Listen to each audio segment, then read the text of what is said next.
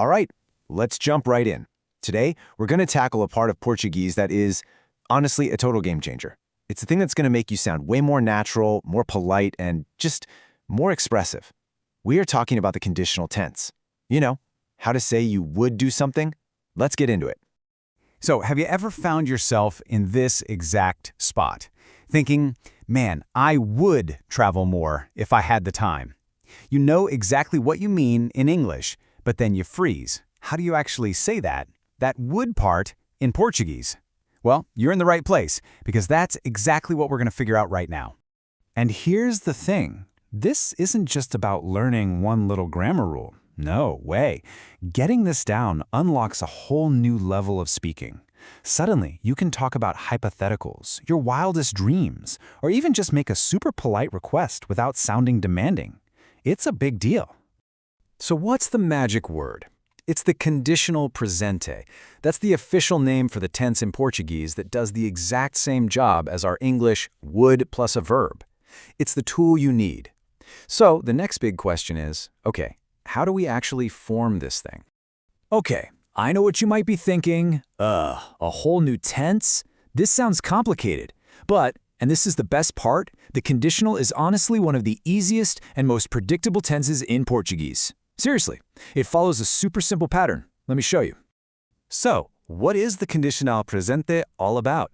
Think of it as the tense of possibility. It's for all those things that aren't happening right now, but, could happen if the situation were different. It covers everything from daydreams and wishes to just being nice when you ask for something. And here it is. This is the simple, beautiful pattern I was talking about. Just look at those endings. Ia, ias, ia, iamos, iam. That's it. For most verbs, you just take the whole verb like falar and stick that ending on. Falaria. Done. And get this, even for weird, irregular verbs like dizer or fazer, where the beginning part changes a bit, the endings, they stay exactly the same. It's so consistent, you gotta love it. All right, so now we know how to build it. That's the how. Now let's get to the fun part, the why and when. Let's see how you actually use this stuff in a real conversation. The conditional basically has 5 main jobs to do, so let's check them out. So we're going to look at using it for hypotheticals, for talking about wishes, making really polite requests, giving suggestions, and then there's this 5th one, a bit more formal, called future in the past. Don't worry, we'll go through each one with some super clear examples. Okay, use number 1, hypothetical situations. This is probably where you'll use it the most. Look at this sentence. Gostaria de ir com vocês, mas infelizmente não posso. I would like to go with you, but unfortunately I can't. See, there's a condition there, the but I can't part, that's stopping the action. It's your classic what-if scenario. Next up, expressing wishes. This is where you can get a little dramatic. Daria tudo para não ter exame amanhã. I would give everything to not have an exam tomorrow. You can almost feel the desperation, right?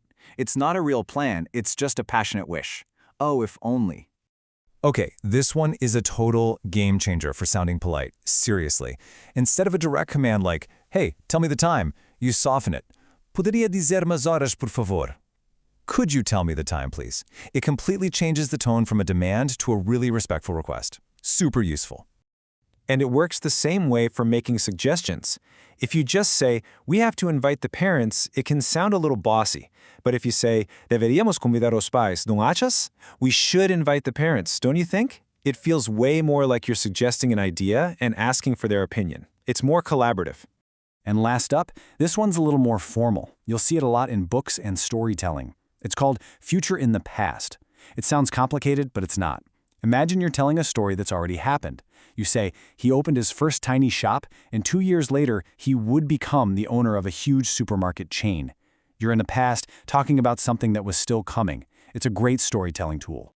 Okay, you've got the official rules. You know how it works. Now, you want the secret to sounding really natural, like how people actually talk?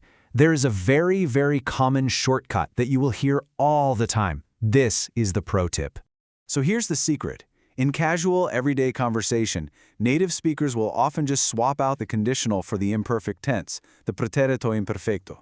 The meaning is exactly the same, but it just sounds more chill, more informal, more natural. Check out this example. It's perfect. The correct, formal way is daria tudo. But if you're talking to your friends, you're almost definitely going to hear dava tudo. They both mean I would give everything. But dava is it's how people really talk. It's more relaxed. It's the exact same deal with polite requests. Poderia dar-me is 100% correct. You can absolutely say that. But what you'll probably hear on the street is podia dar-me. It's still polite, don't get me wrong, but it's just more conversational, you know? And one last one, because you will hear this constantly. In a shop or a cafe, saying eu gostaria de trocar is fine.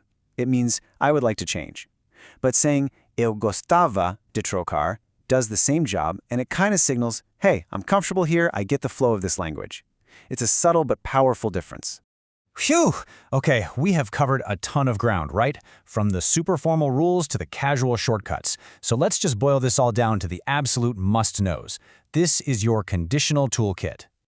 So, what do you absolutely need to remember? 1. Use the conditional for any what-if situation. 2. It's your best friend for making polite requests and suggestions. 3. It's perfect for expressing wishes. 4. Just remember those magic IA endings. And 5. The killer tip, to sound more like a local, swap it out for the imperfect tense in casual chat. That's really the heart of it. And I want to leave you with this one last really powerful thought. Fiz isso e faria outra vez. I did that and I would do it again. See, this is so much more than just grammar, isn't it? That's a powerful statement. It's about conviction, about having zero regrets, and that shows you just how much you can express with this one tense. It's not just about what's possible, but about what you truly believe. So now that you have the tools, what is it that you would say?